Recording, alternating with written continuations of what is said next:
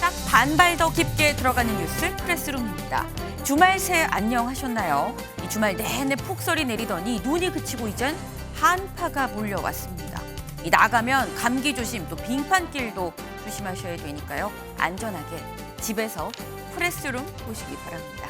오후 3시 지금 이 시각 가장 핫한 소식 뉴스리부터 만나보시죠.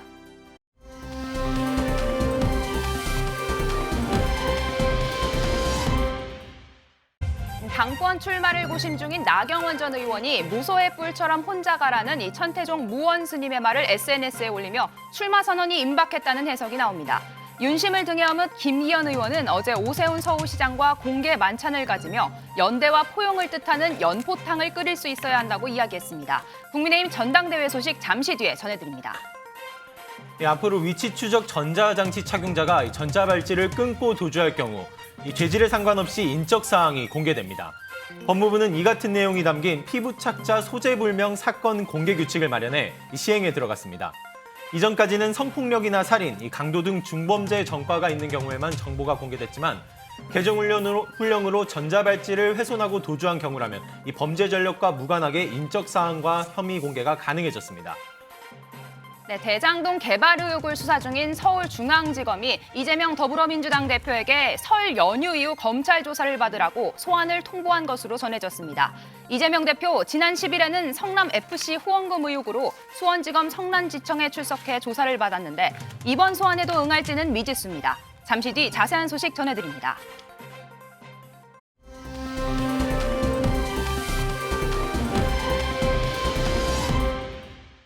네, 큐시트웨이 바로 들어가 보도록 하겠습니다. 첫 번째 소식 민지숙 기자 준비했네요. 네, 제가 준비한 아이템 제목 먼저 설명드리겠습니다. 네. 윤석열 대통령 37조 투자 유치, 김건희 UAE 패션 화제입니다. 이 대통령 중동 순방 소식 전해드리려고 하는데요. 네. 연일 굉장히 숨가쁜 일정이 이어지고 있습니다. 어제는 아랍에미리트 대통령과 정상회담을 가졌는데요. 당시 영상 먼저 보고 오시죠. موسكو جنب الاسم مهمة لالتقاء بشراكة استراتيجية خاصة بين كوريا 오늘 회담이 한국과 UAE 간 특별 전략적 동반자 관계를 한 차원 더 높은 수준으로 도약시켜 나갈 중요한 출발점이 될 것이라고 저는 확신합니다. وأحد الأسس القوية للشراكة التي تجمعنا وهو مشروع إنتاج الطاقة النووية السلمية في محطات فراكة. 네, 방금 보신 모하메드 대통령 이 취임 이후에 처음으로 맞이하는 국빈이 우리나라 대통령이라고 합니다. 이 특별한 자리였는데 어제 윤석열 대통령 이 회담 자리에서 우리 돈으로 37조 원 상당의 투자를 약속받았다고 합니다. 오늘까지 양국 정부와 민간 기업 약 40건이 넘는 MOU 체결될 것으로 대통령실이 예상하고 있는데요. 네, 이런 성과를 위해서 윤석열 대통령은 이 추경호 경제부총리를 포함해 이례적으로 경제산업부처 장관 8명은 이번 순방에 대동했다고 합니다. 여기에 특별히 100여 개 기업으로 구성된 우리나라 경제사절단도 대동해서 경제 외교에 한껏 힘을 주고 있는 모양새입니다. 네, 윤 대통령에 대한 아랍에미리트 측의 극진한 대접도 이 눈길을 끌었습니다. 네. 이 환영식이 열린 이 대통령궁, 이 카사르 알 와타니 궁전 위로는 이 전투기 7대가 대형을 갖춰 이 고개 비행을 펼쳤는데요.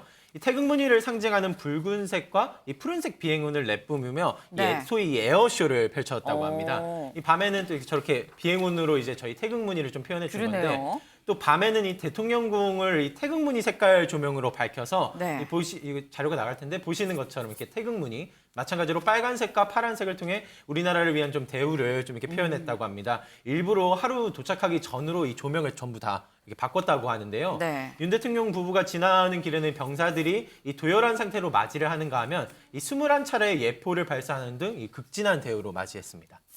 지금 뭐 윤 대통령 보니까 뭐 이제 국빈으로 좀 극진한 대우를 받았습니다. 그리고 이 보니까 우리 장관들도 지금 추경호 경제부총리까지 해서 쭉 대동을 하고 약간 작심을 하고 갔다라는 생각이 드는데 경제 행보만 한 건 아닌 것 같아요. 민지숙 기자. 네. 이 보니까 이 아랍에미레이트에 파병한 우리 장병들도 만났다고요. 그렇습니다. 윤 대통령 과거 전 세계적으로 인기를 끌었던 이 드라마죠. 이 태양의 후예의 배경이 됐던 네. 아크 부대를 직접 아. 방문했다고 합니다. 이 일정엔 김건희 여사도 함께했다고 하는데요. 이 윤 대통령과의 부부 케미를 자랑했다고 합니다. 영상으로 직접 보고 오시죠.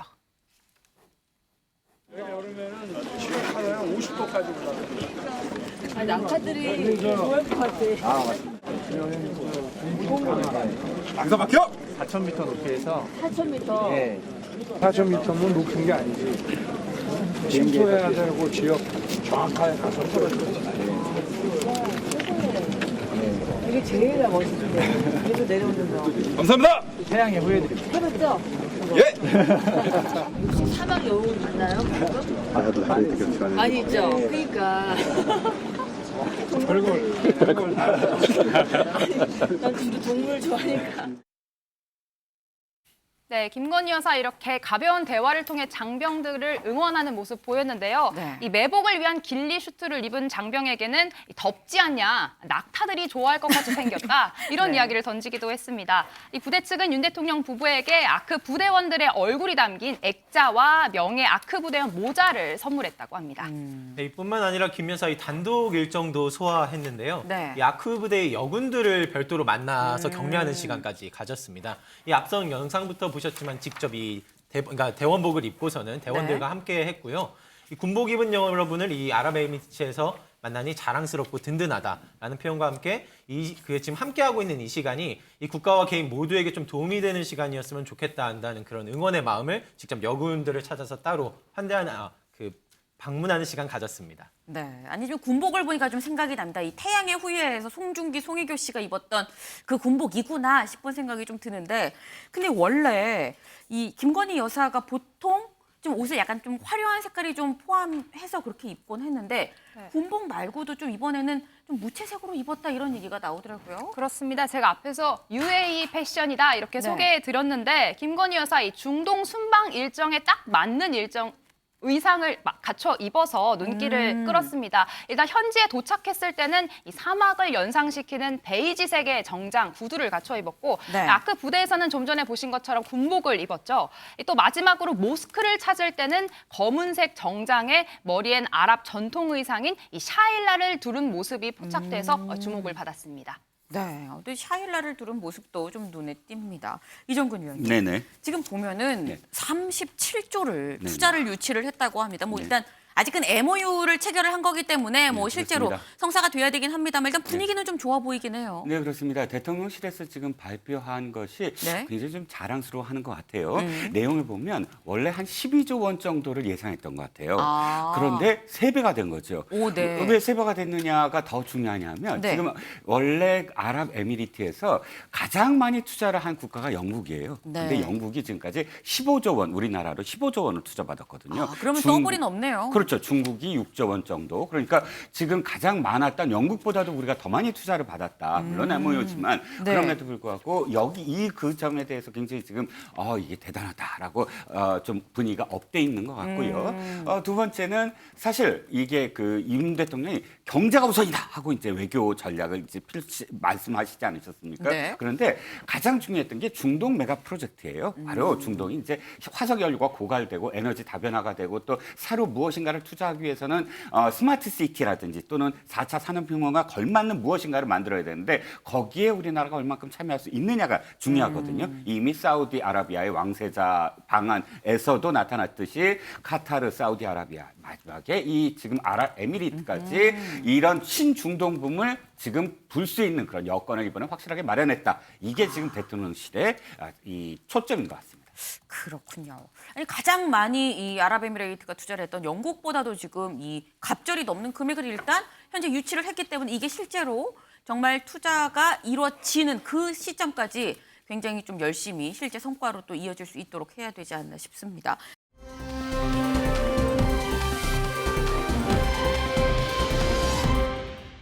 다음 강재묵 기자 준비했네요. 네, 다음 아이템으로 넘어가 보겠습니다. 제목은 검찰, 이번엔 위례 대장동 의혹으로 이재명 소환입니다. 어. 이 민주당 이재명 대표가 이 대장동 개발 의혹으로 또다시 검찰 조사를 앞두게 됐습니다. 네. 이 관련 재판으로 이 남욱, 유동규 등 관계자 소식은 저희도 계속 전해드려 왔었는데 맞아요. 이 대장동 재판으로 이 대표를 소환하는 것은 이번이 처음입니다. 네. 이 최근 성남 FC 후원금 의혹으로 이 소환 조사가 있던지 이 바로 엿새 만이거든요. 네. 이 시기는 이 설 직후가 될 것으로 현재 좀 예상이 되고 있는데 뭐 27일 또는 30일 등 날짜가 현재 좀 기자들 사이에서 거론이 되고 있습니다. 네. 이 설 연휴가 지난 이 금요일 등 날짜인 건데 네. 이 검찰은 이 대표가 이 대장동 사업 당시 성남시장으로 이 최종 결재권자 위치에 있었기 때문에 이 조사가 불가피하다고 보고 네. 있습니다.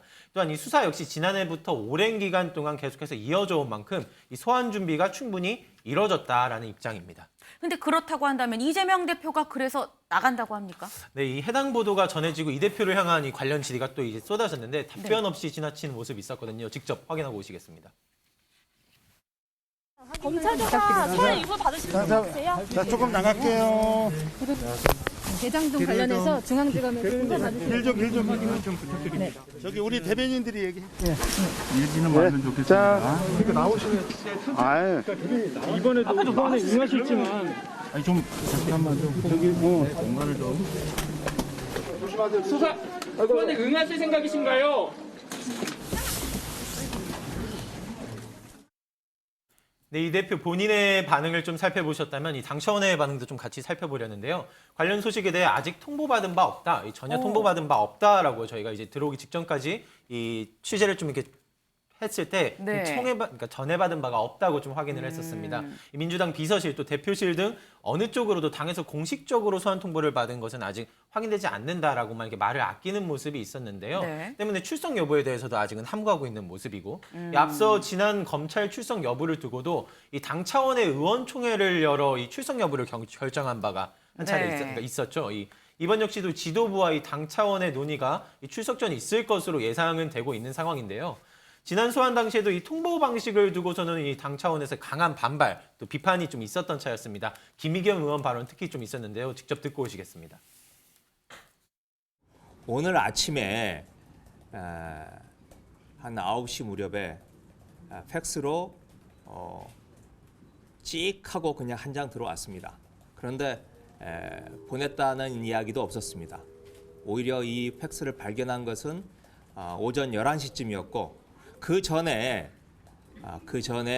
특정 언론을 통해서 먼저 소환 통보를 했음을 밝히는 이런 검찰의 방식 자체가 너무나 무례하고 폭력적이라고 생각을 합니다. 네, 찍하고 보냈다, 이 팩스를 통한 통보 방식에 대한 강한 불만과 이 무례하다는 표현 등이 있었죠. 네. 이번엔 아직 뭐 그 정도 표현 내지는 이제 어떤 식으로 통보가 됐는지 확인이 안 되고 있는 상황인데 네. 이 역시도 좀 들어온 대로 함께 바로 전해드리도록 하겠습니다. 네. 근데 또 마침 이 이재명 대표에 대한 검찰 소환 통보가 온 오늘 또 마침 국회에 이 한동훈 법무부 장관이 왔어요, 민재숙 기자. 맞습니다. 조금 전 국회에 나온 한동훈 장관 붙잡고 기자들이 질문을 쏟아냈는데요. 네. 일단 27일 소환 날짜를 통보한 게 맞냐. 당에선 어떠한 통보도 받지 못했다는데 이런 이야기를 하자 한 네. 장관은 차차 알게 될 거다 이렇게 짧게 답변을 했고요. 민주당의 사적 보복이다라는 지적에 대해서는 이렇게 네. 답변했습니다. 직접 보고 오시죠. 이 대표님이 좀 수사받는 사건으로 기소된 분들 많으시고 구속된 분들도 많이 계십니다. 그리고 그 과정에서 압박감에 목숨을 잃으신 분들도 계시죠. 맥락에 맞지 않는 공허한 음모론이나 다수당의 힘자랑 뒤에 숨을 단계는 이미 오래전에 지냈다고 생각합니다. 사적 보복이라고 말씀하시던데 다 아시다시피 그 수사는 모두 다 지난 문재인 정권에서 시작한 수사죠. 문재인 정권이 사적 보복을 시작했다는 말씀인가요? 단순한 범죄 수사일 뿐이라고 말씀드리겠습니다. 네, 이 한동훈 장관, 이거는 정치 보복이고 뭐 사적 보복 이런 게 아니다. 단순한 범죄 사실에 대한 수사일 뿐이다. 그리고 통보에 대해서도 뭐 차차 알게 될 거다라고 얘기를 했습니다. 김준일 대표님. 예. 일단 아직은 뭐 당의 통보가 공식으로 안 간 것 같기도 하고요. 차차 알게 된다고 하는 거 보면. 근데 일단 이재명 대표가 이번에 나갈까요? 딜레마죠. 딜레마입니다. 그러니까 지난번에 어쨌든 나갔잖아요, 같이. 네. 그러니까 이게 하나의 이제 기준점이 된 거예요. 그러면은 이렇게 될 거예요. 만약에 안 나가겠다라고 네. 하면은 방탄이다. 수사를 회피한다. 이렇게 되겠죠. 만약에 다 지난번처럼 같이 의원들하고 같이 나가면은 네. 당을 방탄으로 쓰고 있다. 또 뭐 이러겠죠. 만약에 혼자 나간다 그러면 네. 민주당도 버렸다. 당도 버렸다. 이렇게 얘기가 나올 네. 거예요. 그러니까 어떻게 하든 네. 사실은 뭐가 이제 비판으로부터 자유롭지 않은 이런 거고 사실 이게 이것뿐만이 아니라 지금 쌍방울 수사도 있으면 또 나가야 되고 또 나가야 되고 이게 예정된 리스크잖아요. 그래서 네.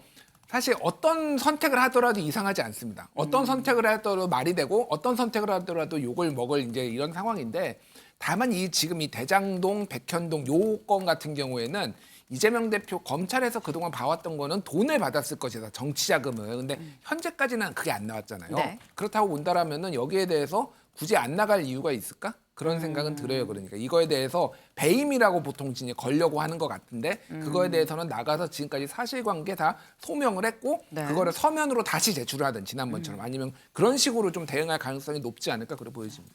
또 마침 또 공교롭게 이게 시점이 이번에 얘기하고 설이 지나고 난 다음에 이제 출석을 하라고 얘기를 한 거거든요. 이게 설 밥상머리 민심에 분명 영향이 있을 수 있는 부분인 건데 또 여기에 더불어서 이 만약에 그동안 대장동 사건 관련해서 많은 사람을 불렀지만 이재명 대표는 처음입니다. 그럼 거의 이제 대장동 수사를 좀 마무리하는 단계다라고도 볼 수 있는 건지. 그 대장동 지금 지난번에 네. 그 건과 관련 성남 FC 건과 관련해서 이제 구속영장을 청구할 거냐 말 거냐 얘기가 나왔을 때 네. 저도 그때 세 가지 길이 있다라고 말씀드렸는데 그 중에 맞아요. 하나가 대장동 사건하고 병합해서 구속영장을 청구하고 체포동의안을 국회로 보낼 것이다라고 네네. 얘기를 했는데 지금 그 가능성이 굉장히 높아지고 있다. 지금 가야 될 것 같아요. 그래서 네. 앵커께서 말씀하신 대로 좀 더 마무리 지금 수순으로 가고는 있는데 다만 네. 아까 말씀드렸듯이 직접적으로 그럼 정치 자금을 받은 증거를 지금 검찰에 쥐고 있느냐. 아직까지는 뭐 그런 게 있으면 사실 언론에 웬만하면 나오거든요. 네. 그러니까 검찰 포착 뭐 이런 식으로. 근데 아직까지는 없는 걸로 봐서는 이 건만으로 이제 그 영장 청구를 했을 때 이것도 약간 논란이 될 가능성도 있는 거죠. 그러니까 이걸 정말로 구속할 사안이야. 배임은 법리적인 다툼이 또 되는 거잖아요. 네. 그걸 가지고 구속할 게 적절한지 여부를 가지고 약간 또 논란이 될 수 있을 것 같아요. 그러니까 지금 대장동 사건에 대한 수사가 어느 정도 좀 진행이 된 것도 맞고 성남 FC 사건이랑 같이 연결해서 구속영장을 칠 가능성도 상당히 좀 높다라고 지금 말씀을 주셨는데 지금 등장한 사건은 지금 2개입니다. 성남 FC 그리고 대장동 위례까지 하면 3개겠네요. 그런데 이거 말고 이재명 대표가 받고 있는 이 혐의가 의혹이 또 있죠. 민지숙 기자. 네. 지금 보면은 변호사비 대납 의혹도 지금 이재명 대표가 사실 받고 있거든요. 여기에 키맨 김성태 전 쌍방울 그룹 회장 네. 이 곧 들어오는 거 아닙니까? 맞습니다. 내일 오전 9시쯤이면 서울 인천공항에 도착할 예정입니다. 벼르고 있던 검찰은 김 전 회장이 태국 현지에서 비행기에 오르는 순간 바로 체포영장을 집행할 예정이라고 하는데요. 네. 이런 가운데 어제 김성태 전 회장이 이렇게 귀국하기로 갑자기 마음을 바꾸게 된 이유에 대해 한 언론과의 인터뷰를 통해 직접 심경을 밝혔습니다. 짧게 가족들 환경이 너무 안 좋아서라고 밝혔는데요. 네. 구체적으로는 현재 친동생이 구속된 상태고 누나의 남편은 체포돼서 파타에 수감 중인 상황입니다. 네. 이런 걸 고려해서 본인이 검찰에 출두해서 해명할 것은 해명하겠다 이런 입장을 밝혔는데요. 하지만 이 이재명 변호사비 대납 의혹 관련해서는 이재명과 자신이 만날 이유도 없고 전화 통화를 한 적도 없다 이렇게 선을 그었습니다. 지난주에 이재명 대표 본인도 자신의 유튜브에서 김성태 전 회장을 모른다라고 이야기했는데 직접 듣고 오시죠. 김성태라는 분 얼굴도 본 일이 없거든요. 근데 그분이 왜 제 변호사비를 내며 그 받은 사람이 대체 누구냐 그럼 그 사람 잡아가든지. 정말 황당무계해요. 내가 인연이라면 이거 내이 사입은 거.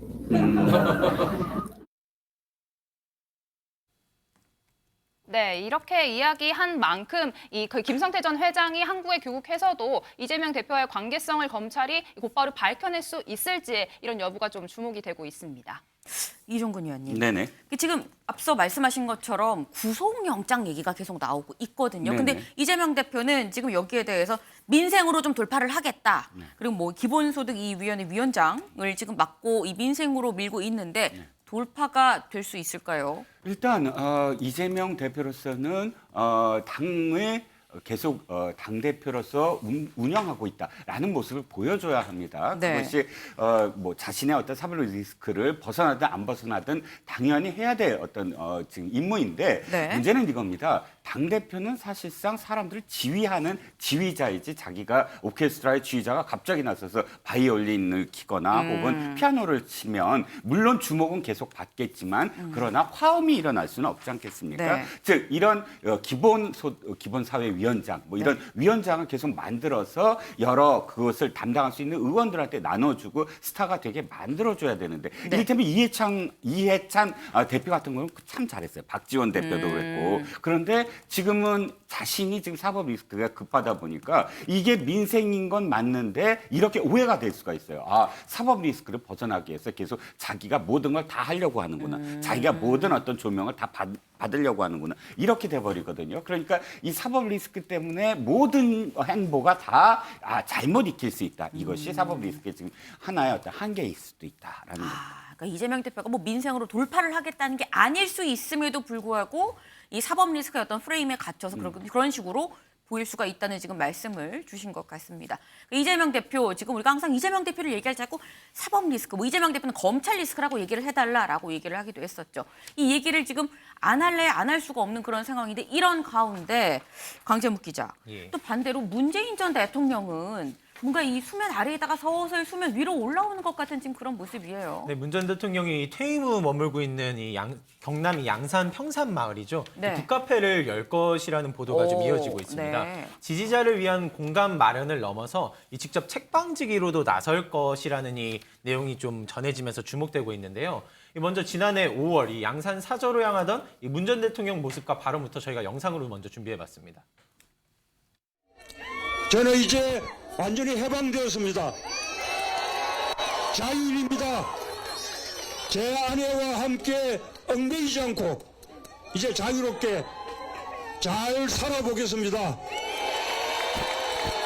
이제 평산마을 주민들과 함께 농사도 짓고 막걸리 잔도 한잔 나누고 경로당도 방문하고 그러면서 잘 어울리면서 살아보겠습니다. 앞서서도 그간 문 전 대통령은 SNS 통해 이 활발히 책을 추천해 온 바가 있었는데 이제는 그 추천을 넘어서 아예 직접 이 직접적인 소통 활동 의지까지 보이는 것 아니냐 뭐 이런 식으로 그 해석이 나오고 있는 중입니다. 올해 2월에서 3월쯤으로 이제 문을 열 것으로 예상되고 있고 직접 그 해당 공간으로 운영될 뭐 건물, 이 주택까지도 이미 계약이 끝났다 뭐 이런 식으로 전해지고 있습니다.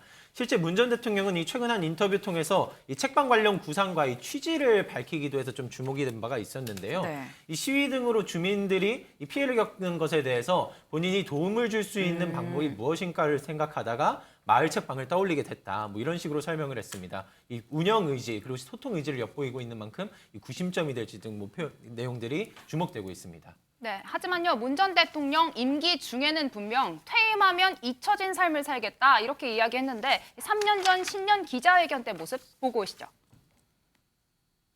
요즘 대통령 이후에 무슨 전직 대통령 기념사위라든지 무슨 현실 정치하고 계속 무슨 연관을 가진다든지 그런 거 일치하고 싶지 않습니다. 일단 대통령 하는 동안 전력을 다하고 대통령 끝나고 나면 그냥 잊혀진 사람으로 그렇게 돌아가고 싶고요. 네, 하지만 새로운 정부가 들어선 뒤에도 문 전 대통령 공개 행보를 이어가자 여권에서는 잊혀진 삶이 아니라 잊히지 않기 위해 안간힘을 쓴 게 아니냐 이렇게 비꼬는 목소리 나왔습니다. 김준일 대표님, 지금 이 아까 말씀인 수면 위로 올라오는 거 아닐까? 직접 책방지기로 이 운영을 하게 되면은 공개적으로 나서서 정치 행보를 한다고 해석을 할 수 있는 거 아닌가요? 뭐 해석은 자유죠. 해석은 자유인데 개인적인 그 생각은 좀 대통령에게도 일상을 좀 줬으면 좋겠다 이런 생각이 듭니다. 그러니까 모든 거를 색안경을 끼고 보면은 다 정치 행보로 보이는 거죠. 근데 정치 행보라고 하면은 예를 들면은 박근혜 대통령이 유영하 변호사를 공개 지지한다. 뭐 대구시장 선거에서 이런 거는 정치 행보예요. 그런데 책방 열어서 네. 책 뭐 카페로 이렇게 직위로 살겠다라고 했는데 그것도 여기 모여서 친문들 모여서 뭔가 만드는 거 아니야? 뭐 이런 식으로 실제 그런 행동을 했을 때는 네. 정치 행보를 한다라고 이제 네. 판단할 수가 있는데 미리 네. 좀 그렇게 재단하는 것도 그렇고 사실은 그러니까 우리나라는 다 대통령들이 좀 불행했는데 미국 같은 경우에 보면은 대통령들이 굉장히 많은 일들을 했어요. 네. 예를 들면 뭐 그 유명한 지미 카터 같은 경우에는 평화 전도사로서 네. 전 세계를 돌아다니면서 이렇게 만나면 북한에도 가고 뭐 이렇게 네, 하는 네. 적도 있고 뭐 조지 부시 대통령 같은 경우에도 조지 부시 연구소 만들어 가지고 여러 가지 활동도 하고 오바마 대통령 같은 경우에는 아예 그 뭐죠?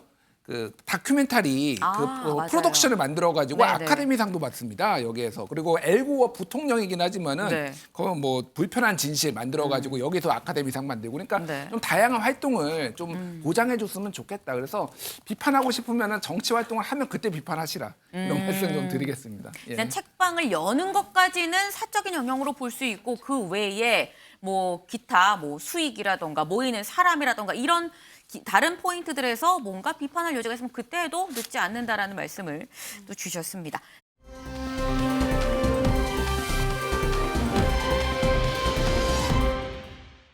다음 소식 민지숙 기자 준비했네요. 네, 국민의힘 전당대회 소식 전해드리겠습니다. 네. 제목은요, 반윤 공세에도 무소의 뿔처럼 나경원입니다. 네, 지난주 금요일에 윤석열 대통령 이 순방을 하루 앞두고 나경원 전 의원을 이 전격 해임했습니다. 네. 네, 주말 사이에 이 나경원 전 의원과 장제원 의원 사이에 이 신경전이 아주 치열했었는데요. 이 장 의원이 먼저 이 자기 정치만 하는 사람이다, 친윤을 위장한 비겁한 반윤이다라고 나 전 의원을 저격했습니다. 네. 그러면서 고민이 길어진다, 사색한다 이런 표현을 하는데 이 간보기 정치가 보기 민망하다 이렇게 비꼬았습니다.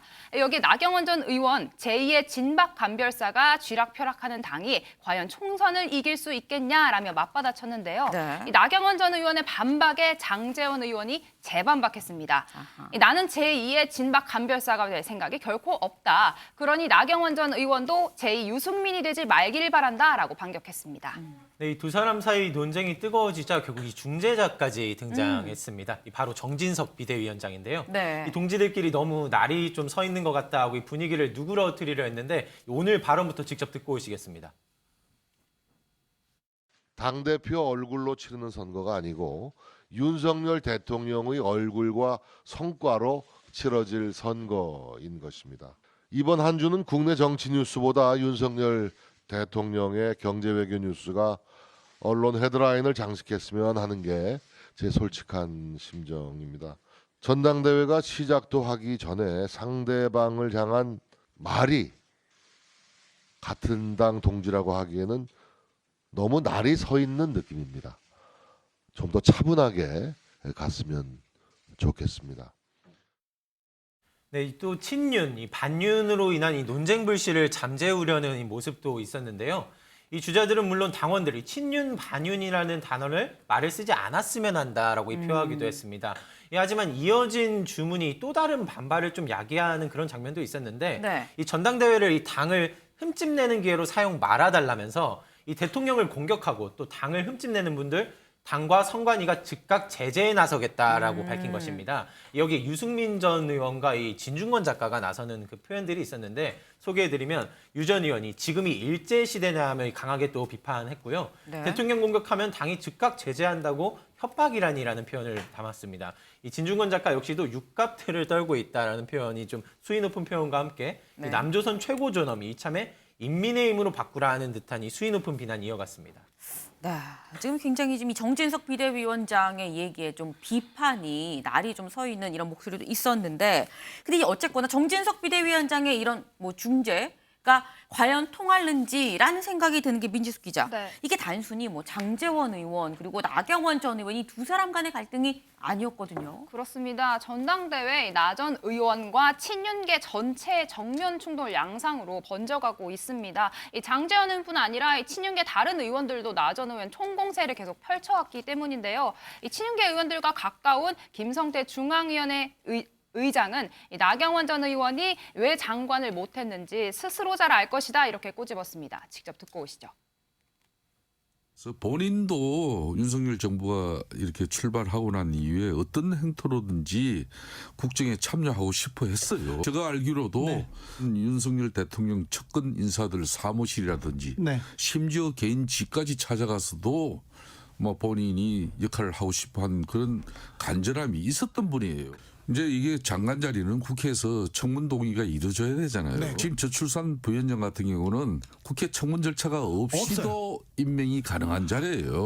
그거는 이제 유추해서 판단해 보세요. 무슨 뜻인지. 네, 이렇게 1대1 대결이 아니라 나경원 전 의원과 친윤계 의원 전체가 싸우는 모양새인데요. 이런 가운데 나경원 전 의원의 성실을 본따서 영화 나홀로 집에를 패러한 영화 포스터가 등장하기도 했습니다. 이 배현진 의원은 자신의 페이스북에 이 링크를 올리면서 이런 뉴스까지 나와 안타깝다고 자신이 말하니 자신이 이 사진을 만든 줄 알고 부들대는 참신한 분들도 있다 이렇게 말을 보탰습니다. 이종근 의원님. 네네. 지금 뭐 앞에서 뭐 진박감별사다 아니다 제2의 유승민이 되지 말아라 그랬거든요. 근데 사실 진박감별사가 거의 한 7년 전 얘기입니다. 이 새누리당 때 친박을 공천을 하기 위해서 진짜 진박이 누구냐. 그래서 김재원 전 최고위원이 내가 진박감별사다라고 하면서 등장을 했던 게 진박감별사인데 그 후에 새누리당 참패했습니다. 그리고 어떻게 보면 지금 진윤감별사 논란인 건데 이 논란이 다시 벌어지는 상황 어떻게 보십니까? 일단 집권 여당이 과연 이 대통령과 어떤 관계여야 되느냐 이게 문제인 것 같아요 언제나. 그래서 대통령 입장에서는 여당이 나를 좀 든든하게 지원해줘야지 하는 생각을 늘 갖게 될 거고, 또 집권 여당 내에 사실은 자기를 노리는 그런 그 정치인들이나 혹은 또 자기 목소리를 내고 싶은 의원들은 아니 아무리 우리가 집권 여당이지만 그래도 전체적인 정부의 운영의 성공을 위해서는 하고 싶은 말 해야 되는 거 아니냐, 이게 언제나 이렇게 혼재돼 있었거든요.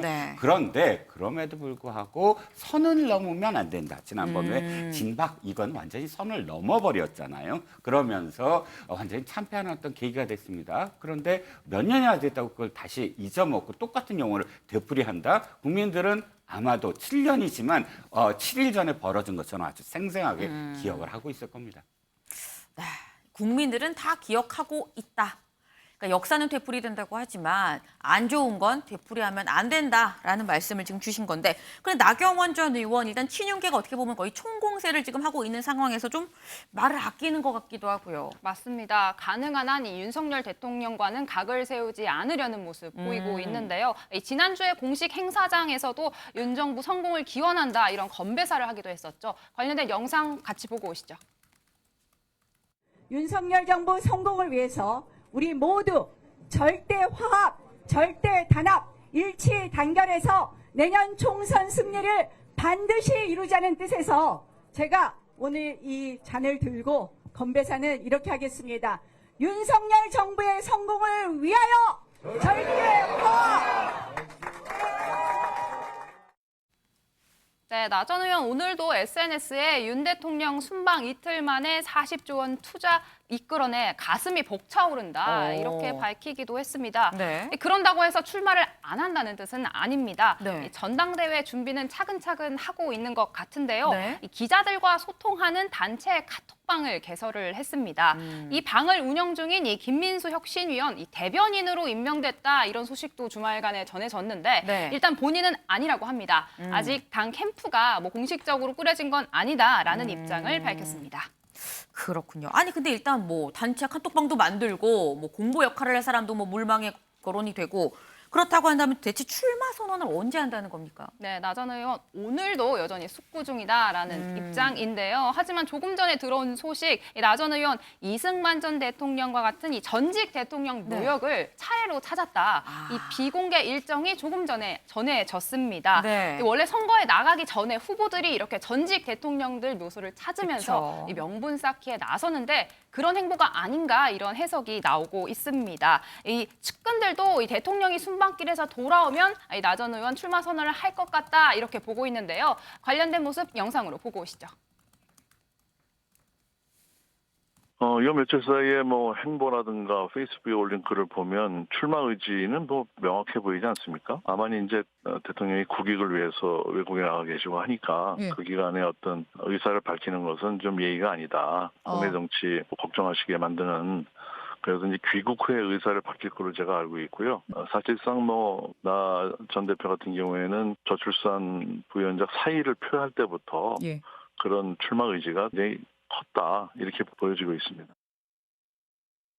네, 나저는 SNS가 굉장히 바쁩니다. 오늘 오전에는요, 네. 이 천태종 무원수님과 함께 있는 사진을 SNS에 올렸는데 이 동시에 같은 장소에 있었던 건 아니고 이건 지난주 금요일 일정입니다. 네. 이 충북 단양에 있는 구인사를 찾아 이 무원수님과 환담을 나눴다라고 하는데요. 네. 영상으로 직접 보고 오시죠.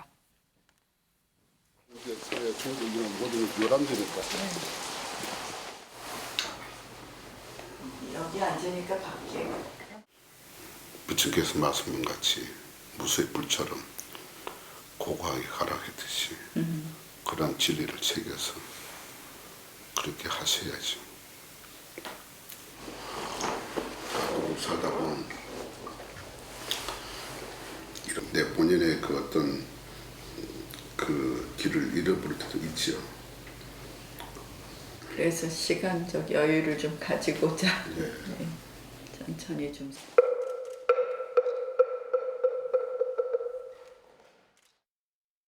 네, 무소의 뿔, 이 콧불소의 뿔이죠. 이처럼 이 나경원 의원이 진짜 당권 출마를 선언할지 좀 네. 추이가 주목되고 있는 상황입니다. 그런데 이 구인사요. 들어보신 적 있을 것 같은데 네. 앞서 윤석열 전 대통령이 대선 후보 시절에 찾았던 그 절입니다. 이 김건희 여사도 대통령 당선인 시절에 방문했던 그곳인데요. 이런 행보를 통해 뭐 출마 의사와는 별개로 이 네. 대통령과의 연관 고리는 계속 가져가겠다 그런 뜻으로 해석되고 있습니다. 김준일 대표님. 예. 지금 윤 대통령에 대해서는 각을 전혀 세우지 않고 지금 40조 투자 유치, 윤 정부의 성공, 건배사도 하고요. 구인사도 가고요. 그런데 친윤계는 나오지 말라는데 왜 나오냐라고 얘기를 하거든요. 출마를 하면 나경원 전 의원 출마하면 친윤입니까 반윤입니까? 그러니까 그거는 국민들과 특히 이제 당원들이 판단할 문제죠. 그래서 네. 지금 두 개의 프레임이 치열하게 싸우고 있다 이렇게 보면 될 것 같아요. 하나는 이제 반윤석열이라는 네. 그러니까 나경원은 반윤석열이라는 프레임이 하나가 이제 주로 이제 친윤들이 이제 밀고 있는 거고 그게 네. 아니라 나경원 의원 쪽은 나는 반윤핵관, 반간신들. 지금의 이를테면 장제원 의원, 기타 등등 여기에서 이들이 간신배들이고 오히려 대통령을 망치고 있다. 그래서 내가 윤핵관 말고 나는 윤이랑만 한다. 그렇죠. 그러니까 윤핵관 네. 이콜 이제 간신 예를 들면 장제원 의원을 저격을 한다든지 그런 프레임. 진박 간별사들 네. 이들이 정권을 과거에도 망쳤고 지금도 망칠 것이다. 그래서 내가 진짜로 친윤이다 이런 주장을 하고 있어요. 사실 두 개의 프레임이 이제 맞부딪히고 있잖아요. 네. 어느 게 더 합리적일지는 이제 당심이 판단을 하겠죠. 다만 이제 그러니까 이 부분에 있어요. 그러니까 선을 넘지 않으려고 노력을 하고 네. 있는데 이게 언제까지 이게 삐끗하면은 정말로 위태롭거든요. 끝까지 이 선을 넘지 않고 가는 게 가능할까? 네. 이 부분이 좀 관전 포인트가 될 것 같습니다. 지금 이 나경원 전 의원 일단 줄타기를 좀 하고 있는 중이다라는 말씀인 것 같습니다. 그런데 지금 이런 상황에서 또 눈길이 가는 게 강재묵 기자. 예. 나경원 전 의원이 동작구인데 동작구에 또 이사를 한 사람이 있어요. 맞습니다. 바로 원희룡 국토부 장관 얘기인데요. 네. 이 때문에 이 내년 총선을 앞두고 이사를 간 것 아니냐, 뭐 이 총선 차출론 같은 것 내용들이 제기가 됐습니다.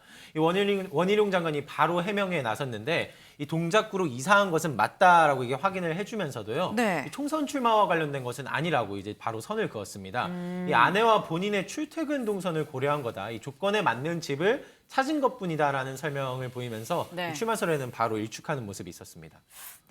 이 출마를 하는 거는 아니다라는 취지로 지금 얘기를 하는데 정말 연관이 없는지는 아직 이 공천 때까지 좀 시간이 있기 때문에 또 지켜봐야 될 부분이 아닌가 싶습니다.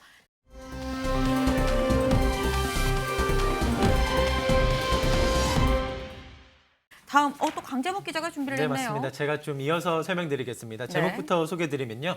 김기현 김장연대 넘어 연포탕 광폭 행보입니다. 윤심을 업은 이 당권 주자죠. 이 김기현 의원의 광폭 행보가 이 제목처럼 이어지고 있습니다. 어제는 오세훈 서울시장을 만나 이 공개 만찬 회동을 가졌는데요. 이 김장연대의 김기현 의원, 이번에는 이 김장에 이어 이 연포탕이라는 단어까지 등장했는데요. 내용은 직접 영상으로 확인하고 오시겠습니다. 제가 먼저 원래 유권자에게 먼저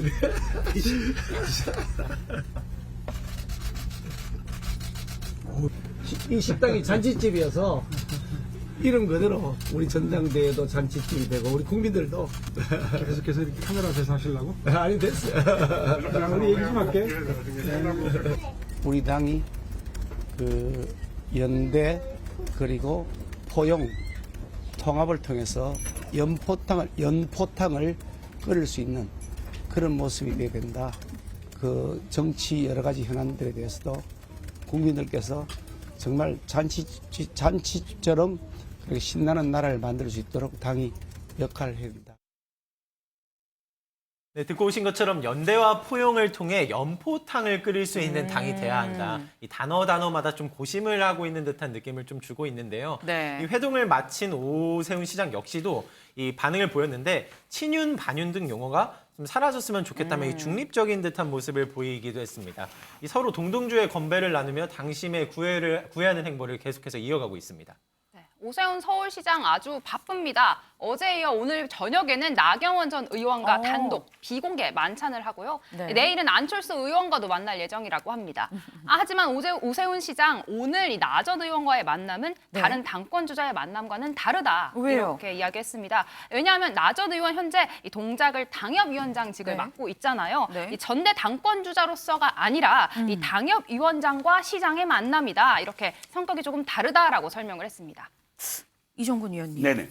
근데 안철수 의원도 당협위원장 겸 의원인 거고요. 그렇죠. 그 뭐가 다른 것 같진 않은데 선을 긋는 걸까요? 어떻게 해석해야 되죠? 일단 말씀은 맞죠. 왜냐하면 서울시장이고 또 네. 당협위원장이고 그건 맞죠. 하지만 그러나 저는 여기서 좀 뒤끝을 느꼈습니다. 어떤 뒤끝이요? 어떤 뒤끝이냐면 네. 그 이외의 두 분은 어쨌든 오세훈 시장과 서울시장으로 그렇게까지 맞붙거나 하지 않았습니다. 물론 안철수 의원도 붙긴 붙었지만 그런데 지난번에 서울시장과 관련돼서 나 의원과 사실 끝까지 아주 치열하게 경쟁을 벌였고 그런 인연이 있네요. 뒤에 돌아보면 두 분이서 제대로 풀지 않았다. 이런 어떤 이야기도 좀 있었거든요. 네. 그런 것들이 두 분한테 조금 더 그렇게 지금 아직까지도 좀 이렇게 남아있는 어떤 부분이 있지 않을까 싶기도 하고 또 오세훈 시장 입장에서는 나 전 의원이 지금 아직 결정적으로 나선다 안 나선다를 구분하지 않았으므로 네. 그러니까 내가 그냥 당협위원장으로 만난다라는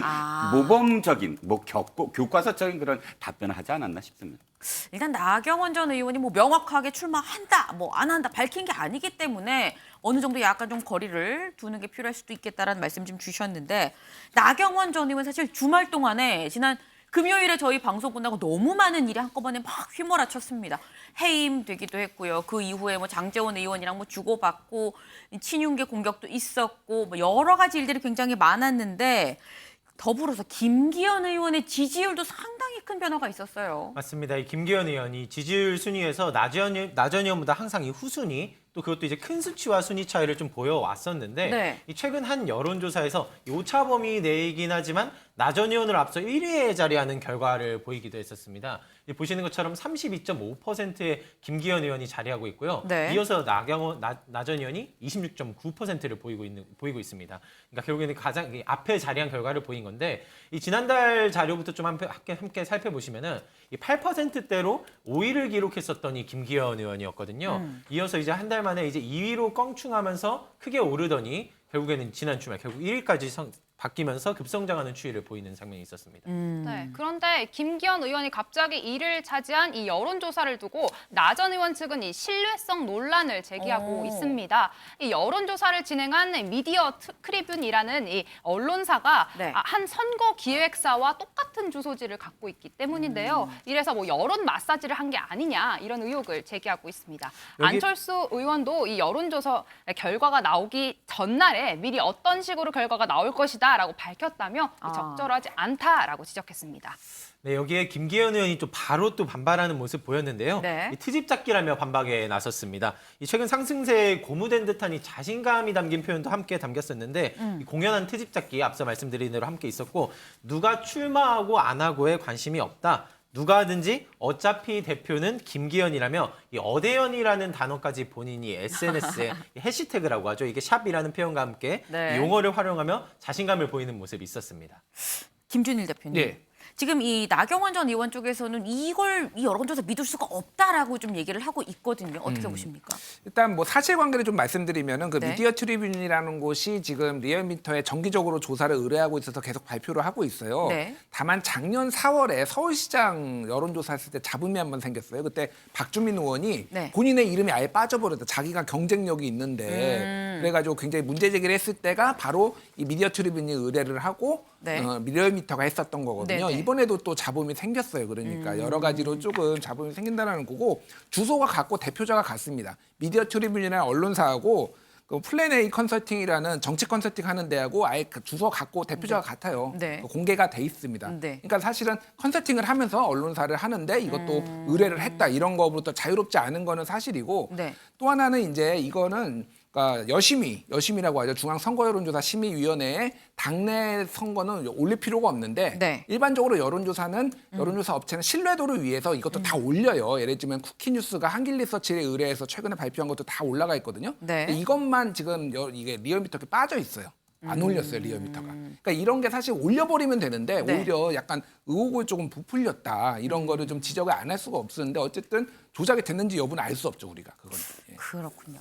일단 어쨌거나 약간 뭐 얘기가 나올 수 있을 법한 부분들이 있는 것은 맞다. 하지만 뭐 이게 뭐 실제로 조작이다 아니다 여부는 좀 밝혀지지 않은 지금 그런 상황입니다. 다만 좀 구설수가 있는 것뿐인데 이종근 위원님. 네네. 근데 여기에 또 오늘 윤 대통령 이 지지율이 나왔는데 네. 윤 대통령 지지율 오늘 발표된 걸 보니까 5주 만에 지금 다시 30%대로 떨어졌습니다. 지금 계속 40%대를 가다가 39.3%가 나왔는데 김기현 의원은 사실 윤심을 등에 업고 지지율이 올랐거든요. 근데 왜 또 정작 윤 대통령은 또 지지율이 떨어진 걸까요? 아직은 불리해야 되죠. 그러니까 완전히 네. 지금 김기현 전 원내대표만이 네. 친윤에 오로지 딱 한 사람의 후보다라고 아직 결론을 내리진 않았다라는 거예요. 지금 김기현 원내대표가 오른 건 몇 가지 요인이 있죠. 첫 번째는 네. 권성동 의원이 없어졌어요. 권성동 의원이 물론 지지율은 적었지만 그럼에도 불구하고 지금 불확실성이 좀 해소가 됐다. 그래서 뚜렷해지긴 한다. 네. 그런데 그럼에도 불구하고 또 한 가지는 지금 나경원 원내대표가 완전히 그러면 반윤이냐, 네. 완전히 비윤이냐, 그건 아직도 모호하거든요. 나경원 원내대표를 지지하는 사람들 중에는 전 의원을 네. 지지하는 사람들은 굉장히 보수적인 분들도 지지를 많이 해요. 그러니까 혼재돼 있는 어떤 과정 속에서 그러니까 나경원 원내대표의 나경원 전 의원의 네. 몇 가지 어떤 부정적인 요인으로 말미암아 네. 나경원 원내대표가 떨어지면서 반사적으로 올라갔을 뿐. 그러니까 이게 완전히 윤 대통령의 오로지 낙점을 받았다. 그래서 언제나 연동된다라고 하기에는 좀 더 지켜봐야 될 요인이 몇 가지 있다는 겁니다. 네, 그러니까 김기현 의원의 지지율과 윤석열 대통령의 지지율은 별개로 움직인다고 봐야 되는 것이고 김기현과 나경원 이 두 사람이 이 보수 지지층 내부에서 아직 명확하게 자리 정립이 되지 않았다라는 말씀을 좀 같이 주셨습니다.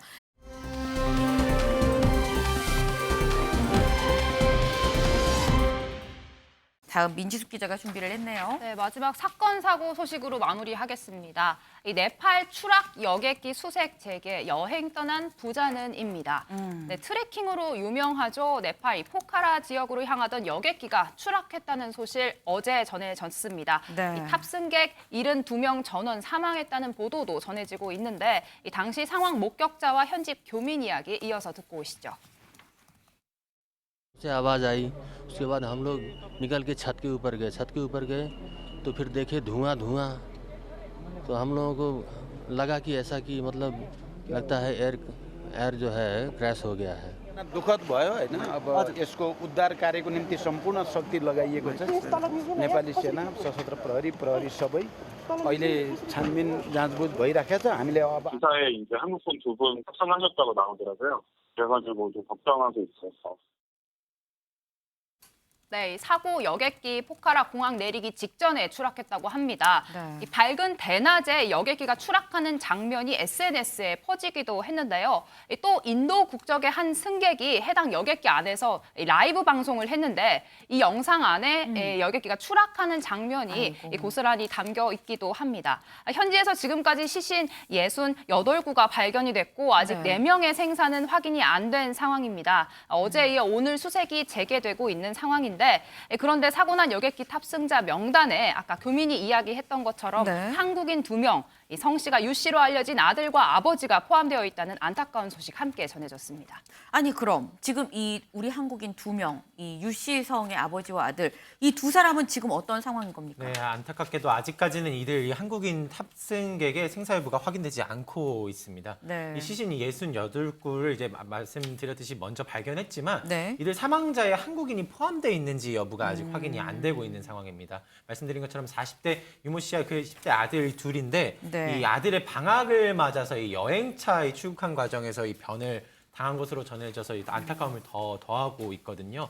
우리 정부도 이제 현지 공간과 네팔 정부의 협조하에 이 피해 사실과 피해자 가족 지원 방안을 계속해서 찾겠다, 노력을 지속하겠다, 이 주의 깊게 살펴보고 있는 상황입니다. 아니 근데 그러면 왜 여객기가 다 와서 공항에 거의 다 와서 떨어진 거예요? 네, 아직 구조 작업이 진행 중이라 정확한 사고 원인은 네. 알려진 게 없는데요. 네. 가장 먼저 이 기상 요인을 생각할 수 있겠지만 이 당시 날씨는 아까 보셨던 것처럼 아주 맑았습니다. 네. 다만 이 사고 여객기가 만들어진 지 15년이 됐다고 합니다. 네. 다소 노후화된 기종이라 뭐 관제탑과의 어떤 기능적인 문제로 오작동을 일으켰을 가능성이 점쳐지고 있고 네. 여기에 히말라야가 아주 높아서 이 고도 산소가 부족한 상태라 네. 비행기가 좀 더 속도를 냈어야 했는데 이 조종사가 너무 빨리 속도를 줄여서 추락했을 가능성도 점쳐지고 있습니다. 이 사고가 발생한 곳, 이 조종사에겐 공포의 공항이 존재하는 나라로 여겨지는 곳이기도 하거든요. 네. 이 현지 공항 인근의 이 험한 산악 지형 때문입니다.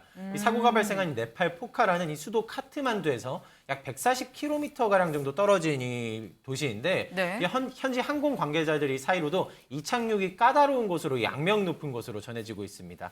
이 여러 높은 산 사이를 이제 고개하듯 비행해야 한다는 이 어려움과 이 짙은 안개 등이 변덕스러운 날씨가 항공기 운항에 큰 부담을 준다 이런 설명인데요. 이 네팔 자체에서도 이 세계적으로 항공사고가 빈번한 지역으로 꼽히고 있는데 네. 이 지난 30년간만도 이 비행기 추락 사고가 30건이 있었다고 합니다. 나눠보면은 연평균 1회에 달하는 수치죠. 그만큼 이렇게 사고가 빈번하게 발생하는 장소로 전해지고 있습니다. 김준일 대표님. 예. 아니 거의 1년에 한 번꼴로 비행기가 떨어지는 건 좀 심각한 문제 아닙니까? 그 로이터 통신에 따르면은 네. 지금 2000년 이후에 350명 정도가 여기 비행기 사고로 네팔에서 사망을 했다고 합니다. 그래서 굉장히 작년에 5월에도 한번 사고가 있었고요. 네. 1992년에는 167명이 사망하는 사고가 있었어요. 그래서 말씀하셨지만은 여기가 고도가 높아요. 기본적으로 1000m급 이 정도가 네. 되니까 여러 가지 뭐 난기류 문제라든지 이런 것들이 있는 것도 있고 그리고 이게 산악 지역이다 보니까 활주로가 매우 좁다고 합니다. 좁거나 충분히 길지가 네. 않으니까 이게 착륙하기가 매우 어려운. 그래서 여기 아까 말했지만은 그 네팔 항공에 아예 조종사들이 좀 미숙한 부분도 있어서 다른 나라에서 아예 금지하는 네. 그런 것들을 하고 있는데 좀 일단 뭐 사고가 나서 굉장히 안타까운데 향후에 조금 이런 부분들을 개선하지 않으면 저는 못 갈 것 같아요. 저기 무서워서. 예. 네, 아니 이게 1년에 한 번씩 이런 큰 사고가 일어나는 건 분명히 좀 문제가 있어 보입니다. 근데 지금 네팔에서 일어난 사고 말고 사실 밤사이 우리나라에서도 강재묵 기자 굉장히 큰 사고가 있었어요. 그렇습니다. 우리나라에서도 이 무려 47대가 잇따라 추돌하는 이 사고가 발생한 건데요. 이 끝없는 사고 차량의 고속도로가 이 고속도로인지 주차장인지 이렇게 헷갈릴 수 있는 장면이 연출되기도 했습니다. 보시는 것처럼 저렇게 파편이 좀 널브러져 있고 이 구급대화 해가지고 이렇게 매우 어수선한 상황들이 계속 연출됐는데 어젯밤 9시 13분쯤 이 구리 포천 고속도로에서 발생한 사고입니다. 이 SUV 차량 한 대가 이제 미끄러지면서 차선으로부터 통제를 잃게 되자 네. 뒤따라오던 차량들이 계속해서 연쇄 추돌을 한 상황인 건데요. 멈추지 못하면서 사고가 결국 40대가 넘게 이어졌고 그야말로 이제 아수라장이 좀 연출이 된 상황에 이 사고로 이제 한 명이 결국 좀 사망을 하게 되고 이 30명이 넘는 사람이 크고 작은 부상을 입어 병원에 이송됐습니다. 그렇군요. 아니 근데 그러면 민지숙 기자 이 사고 원인이 뭡니까? 네, 사고 원인 일단 이 도로의 암살자로 불리는 블랙 아이스가 원인인 걸로 알려지고 있습니다. 이 눈과 얼음, 물과 이 도로에 매연이 뒤섞여서 이 검은색 빙판길이 생기는 건데요. 네. 이 국토부는 사고 당일 살포 기준 이상의 제설제를 3회 이상 도포를 했지만 이 영하의 온도에 약간의 진눈깨비도 내리고 있었다라며 이 사고가 날 수밖에 없었던 상황을 설명했습니다. 이 블랙아이스가 원인이라고 하는데 이번 주 내내 강추위라고 하죠. 조심하셔야겠습니다.